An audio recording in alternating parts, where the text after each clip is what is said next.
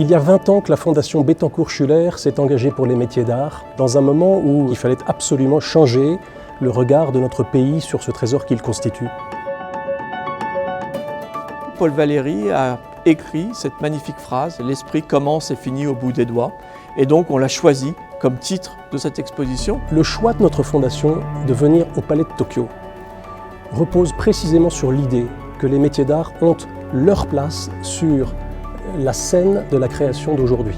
Et ce sont tous les lauréats des 20 dernières années qu'on a voulu célébrer dans une histoire en 4 chapitres, avec un prologue où on célèbre la main. On a là une sorte de chambre de trésor qui vient un petit peu offrir aux visiteurs la possibilité de rêver à l'après.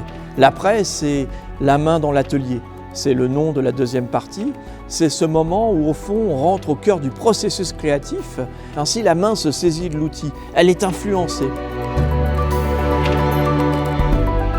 La grande galerie de cette exposition, qui est la 3e des 4 séquences, réunit des œuvres qui sont primées au titre de la récompense Talent d'exception et de la récompense Dialogue.